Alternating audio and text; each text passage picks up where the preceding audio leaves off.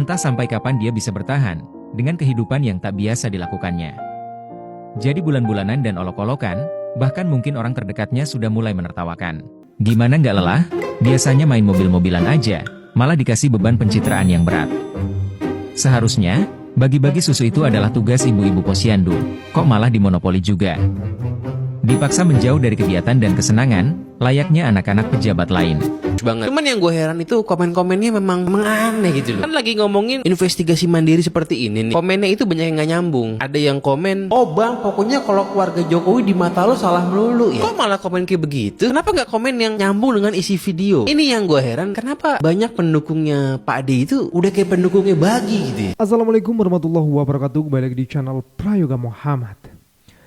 Ya teman-teman semua, sejak dilantiknya Presiden dan Wakil Presiden, sangat menonjol sekali ya. Wakil Presiden Gibran Rakabuming Raka sering sekali membagikan susu kepada anak-anak.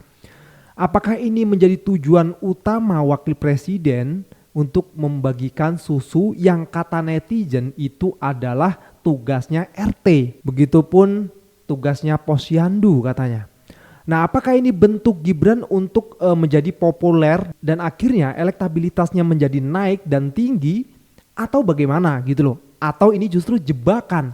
Karena dengan perilaku Gibran ini sudah banyak netizen, baik itu politikus, pengamat politik dan lain sebagainya, malah justru menganggap bahwasanya ini adalah suatu pekerjaan yang justru dinilai nggak pas gitu loh.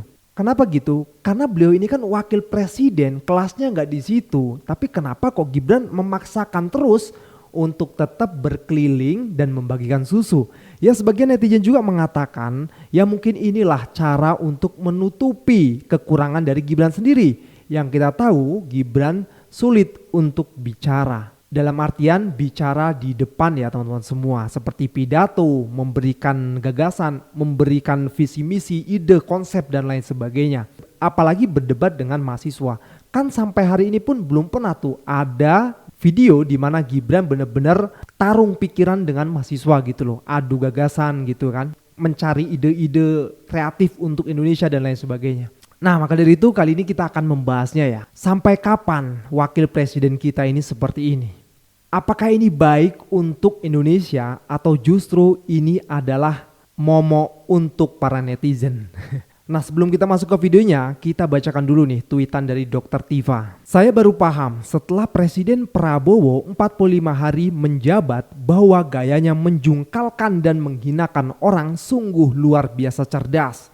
Karena si Fufafa ini sangat terobsesi dengan susu, maka dia biarkan anak ini keluyuran kemana-mana bagi-bagi susu kotak harga Rp5.000 kemana-mana katanya.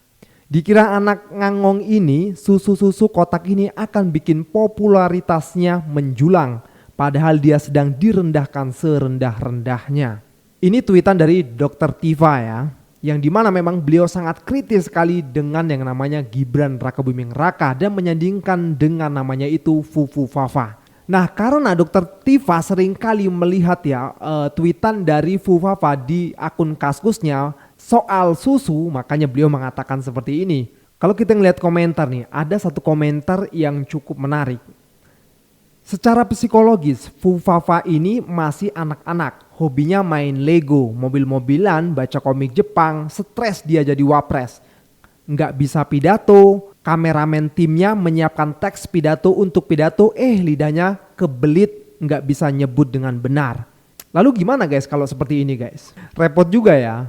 Nah maka dari itu netizen akhirnya berpikir, oh ini berarti untuk menutupi kekurangannya. Oke teman-teman semua, kita lihat videonya. Ternyata pencitraan itu juga berat dan melelahkannya. Padahal cuma jadi tameng bapaknya, dipaksa melakukan banyak hal yang tak sanggup dicerna oleh otaknya. Entah sampai kapan dia bisa bertahan dengan kehidupan yang tak biasa dilakukannya. Jadi bulan-bulanan dan olok-olokan, bahkan mungkin orang terdekatnya sudah mulai menertawakan.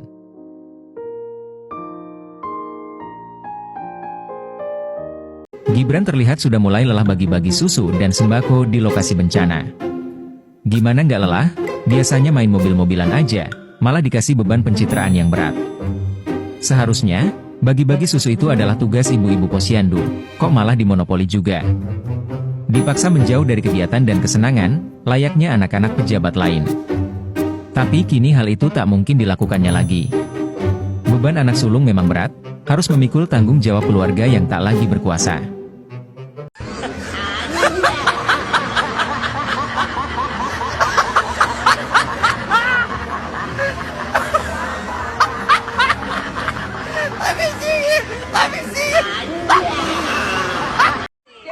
Hoki seumur hidup Tuhan Yesus. Terima kasih Pak Gibran. Kado ulang tahun terspesial. Kado buruknya mengungsi. Kado baiknya ketemu wakil presiden. Dapat 2 kado sekaligus. Dan terima kasih Indonesiaku. Terima kasih semuanya.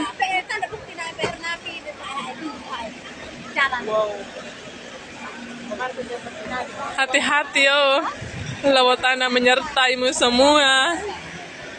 Titip salam untuk Bapak Jokowi. Ya, walaupun dibalik tertawanya orang-orang, tapi tetap ya masih ada yang berterima kasih karena sudah diberi susu 2 dus. Ini beliau mengatakan sedang ada bencana ya, dan Gibran turun langsung untuk menyalurkan susu tersebut. Ya, kembali lagi sebenarnya ini bukan tugas Gibran. Masih banyaklah di bawah Gibran untuk bisa menyalurkan susu-susu tersebut. Yang jadi pertanyaan, kenapa harus Gibran langsung, kan gitu. Nah, coba deh kalian perhatikan, kenapa Gibran kalau membagikan susu selalu dengan merek Greenfield? Kenapa ini? Dan ini akhirnya dikulik oleh netizen, dan netizen pun mengerti kenapa kok selalu susu ini yang digunakan. Kalian harus dengar ini ya sampai selesai. Ini dia videonya. Lagi rame soal Gibran bagi-bagi susu. Jadi kan Gibran setelah jadi wapres sering banget tuh bagi-bagi susu ke anak kecil. Pertanyaannya, kenapa susu yang dibagiin seringnya merek itu? Jadi gue nonton video seseorang nih. Ini abang gondrong namanya Dodi Deo. Ini video dia tentang Gibran. Mantep banget. Komprehensif, seru. Jadi dia menceritakan di situ, dia melakukan investigasi mandiri. Kenapa Gibran kalau bagi-bagi susu mereknya itu terus? Seringkali yang kita lihat juga susu yang dibagikan ini, susu kemasannya yang ini nih, Greenfield. Jadi penasaran ya, kenapa kok yang dibagikan kok susu ini terus gitu. Ternyata Greenfield ini diproduksi oleh PT Greenfield Indonesia, anak perusahaan asal Australia, yaitu Aus Asia Dairy Group. Jadi pabrik PT GFI ini ada di Jawa Timur. Nah, sedangkan CEO-nya bernama Edgar Collins ya, yang menjabat sebagai CEO-nya. Jadi sapi-sapi yang berasal dari Australia diternakan oleh PT GFI, lalu susunya yang berkualitas tinggi ini dijual di Indonesia, Malaysia, bahkan sampai ke Singapura. Tadinya saya kira yang dibagikan Gibran ini susu peternak lokal gitu ya. Ternyata susunya Australia. Dia mempertanyakan karena susu ini mereknya bukan merek lokal. Ya niatnya Gibran bagi-bagi susu baik, tapi kenapa nggak susu lokal aja? Kemarin sempet rame itu ada peternak lokal, susunya dibuang-buangin ke jalanan gara-gara nggak bisa dijual, nggak ada yang nampung. Kan ironis kalau misalnya seorang wapres bagi-bagi susu, pakai susu yang bukan lokal. Dengan kondisi ada peternak yang lagi kesusahan kayak begitu. Nah, sama si abang Dodi Deo ini dijabarkan lah hubungan-hubungan pemegang saham, dicek bla bla bla bla. Nah, soal Greenfield ada berita dari CNN nih. Jadi produsen makanan internasional Jaffa Limited menjual 80% saham dari unit bisnis produk susu di bawah merek Greenfield kepada TPG dan North Star Group. Akuisisi ini bernilai 236 juta dolar Amerika atau setara dengan 3,33 triliun. Nah, North Star Group ini milik siapa? Nah, North Star Group ternyata milik Patrick Waluyo. Dan kalau kita telusuri lagi, akan ada beberapa nama lagi yang akan terkait dengan nama-nama yang dikenal sebagai 9 naga. North Star Group ini punya beberapa klub Liga 1 ya, sepak bola. Bahkan ada yang berafiliasi ke Persis Solo, yang kita tahu itu adalah klub yang dimiliki oleh Kaisang dan kawan-kawan. Tiba-tiba hubungannya itu kalau diurutin, abang Dodi Deo-nya bilang, ini gue kutip, kok nyambungnya ke Persis Solo? Karena Persis Solo itu kan kalau dicek Kaisang ada saham di sana. Jadi pembahasannya ini benar-benar komprehensif banget. Ini investigasi mandiri ya. Ini bukan investigasi kelasan profesional, bukan. Tapi kan buka-buka Google aja gitu. Dari rasa kecurigaan, akhirnya si abang Dodi Deo ini bikin konten yang buat gue ini bagus banget. Cuman yang gue heran itu komen-komennya memang aneh gitu loh. Kan lagi ngomongin investigasi mandiri seperti ini nih, komennya itu banyak yang gak nyambung. Ada yang komen, oh bang, pokoknya kalau keluarga Jokowi di mata lo salah melulu ya. Kok malah komen kayak begitu? Kenapa gak komen yang nyambung dengan isi video? Ini yang gue heran, kenapa banyak pendukungnya Pak Ade itu udah kayak pendukungnya Bagi gitu ya. Ya kalau kita punya idola boleh, kita idolain seseorang, tapi kan idola kita itu gak berarti perfect. Kalau lagi ada yang kritik dan kritiknya itu bagus, bukan kritik personal, ya kalau lo mau marah Balaslah argumen dengan argumen yang nyambung dengan isi videonya gitu. Ya, tapi begitulah TikTok. Memang unik. Ya kayak lu nggak tahu bang, TikTok kan emang kayak gitu. Orang cuma ada gambar, kasih tulisan, itu udah tergiring narasinya kemana-mana. Udah main percaya aja lagi, aduh. Tapi ya sudahlah ya teman-teman semua, kita lanjut lagi. Nah, sekarang kita masuk ke pidato Pak Prabowo yang katanya pilkada itu mending lebih baik diserahkan ke DPR saja. Dan tentu hal ini menuai banyak komentar gitu ya. Oke, langsung kita lihat saja komentarnya. Ini mah gak usah dianggap serius kali. Kalau dianggap serius, ini konsekuensinya fatal. Ini sama aja sedang menego kedaulatan rakyat. Dan konyolnya lagi Prabowo membandingkan dengan Malaysia, Singapura, India. Lah mereka itu parlementer, sedangkan kita presidensial. Kalau emang serius mau begitu ya udah, ya oke-oke aja. Tapi presiden juga dipilih DPR. Kalau mau serius jangan setengah-setengah. Yang dulu susah bunyi, yang sekarang asal bunyi. Ini kan baru usulan Pak Bowo. Segala sesuatu yang direncanakan itu berawal dari usulan. Setelah itu disusun akan menjadi peraturan. Kocak. Dibilang kemungkinan banyak yang gak setuju itu udah jelas. Udah jelas banyak yang gak setuju, tapi banyak juga yang setuju. Buat apa juga para aktivis 98 itu berdemo untuk menurunkan Soeharto kalau memang pada saat itu negara ini sedang baik-baik saja? Buat apa para aktivis 98 itu turun ke jalanan untuk berdemo, mengorbankan jiwa raganya, ratusan orang diculik, ratusan orang meninggal untuk membuat negara ini lebih demokrasi? Kalau zaman itu sedang baik-baik saja. Logikamu, Pak. Prabowo Subianto sebagai presiden terpilih mengusulkan pilkada dihapus dengan alasan agar lebih hemat, diganti pilkada dipilih langsung oleh DPRD. Saya jadi teringat tahun 2014, tepatnya bulan September yang lalu, Ahok mengundurkan diri dari Gerindra dengan alasan Ahok tidak sependapat dengan partainya yang mengusulkan wacana pemilihan daerah dipilih oleh DPRD, tidak dipilih secara langsung. Ahok menilai pemilihan kepala daerah lewat DPRD membuat semua orang tidak memiliki kesempatan yang sama untuk menjadi kepala daerah. Sekarang usulan itu kembali dimunculkan oleh Gerindra setelah Prabowo Subianto terpilih menjadi presiden. Saya jadi tergelitik, bukankah bangsa ini sebenarnya kaya? Kalau memang hanya masalah anggaran, Pak, kenapa Bapak tidak ketok perpu untuk segera mengesahkan RUU perampasan aset? Kemarin Bapak mengatakan bahwa RUU pilkada bisa diketok saat itu. Kenapa Bapak tidak langsung ketok RUU perampasan aset, Pak?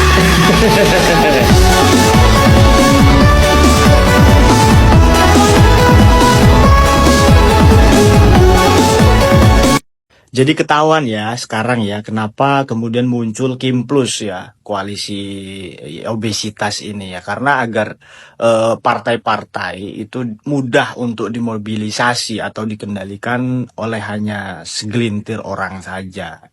Pemilihan langsung aja banyak deal-dealannya, apalagi diwakilkan atau pemilihan tertutup gitu loh. Kemarin waktu HUT Golkar malah dijadikan sebagai alat atau tempat konsolidasi agar semua parpol melalui orang-orang yang punya wewenang untuk membuat undang-undang agar pilkada di seluruh Indonesia mulai dari bupati sampai dengan gubernur itu dipilih langsung oleh DPR. Ya enak aja nanti teman-teman yang kemudian mencalon itu hanya mengondisikan orang-orang yang ada di dalam gedung DPR itu saja. Bagaimana dengan historis atau sejarah reformasi kita yang sudah banyak sekali mengorbankan pertumpahan darah? Ya, banyak sekali mengorbankan hal-hal yang sangat mahal harganya dan tidak bisa dinilai oleh uang gitu loh. Kalau kemudian tolak ukurnya adalah pembiayaan. Karena nanti pasti akan dikuasai oleh segelintir pihak saja yang punya akses dan kemampuan konsolidasi yang berkaitan dengan teman-teman di DPR. Ini menurut saya menyebabkan ya akhirnya penggunaan anggaran negara terlalu banyak, sementara nanti yang disalahkan rakyat, padahal masih banyak sanksi untuk mereka. Ujuk-ujuk sebenarnya ini muncul lebih karena mereka kalah di dalam pilkada tertentu, merasa tidak bisa dikendalikan, lalu memindahkannya ke parlemen untuk kepentingan politik, penguasaan eksekutif, terutama dalam pemilihan kepala daerah. Oke, Mas, jadi kesimpulannya terkait dengan mahal tidaknya pilkada itu, menurut Anda mahal atau tidak? Mahal bagi peserta yang curang, tidak mahal kalau kemudian penyelenggara melakukannya dengan efektif dan efisien. Misalnya, tidak diperlukan lagi kampanye sosialisasi di baliho, tapi lebih fokus ke media sosial, itu tidak dilakukan oleh penyelenggara. Di pemilu presiden kemarin digunakan pesawat, itu mahal, padahal tidak diperlukan pesawat pribadi, ini maksudnya ya, pesawat jet pribadi. Di pilkada saat ini lebih banyak pertemuan-pertemuan di hotel untuk berkomunikasi antara penyelenggara di daerah dan tingkat pusat, padahal teknologi Zoom sudah ada begitu ya. Ini kan pertemuan yang hampir tiap bulan menjelang hari H pemilihan, itu memubazirkan anggaran sangat luar biasa. Padahal itu bukan esensi proses penyelenggaraan pilkada.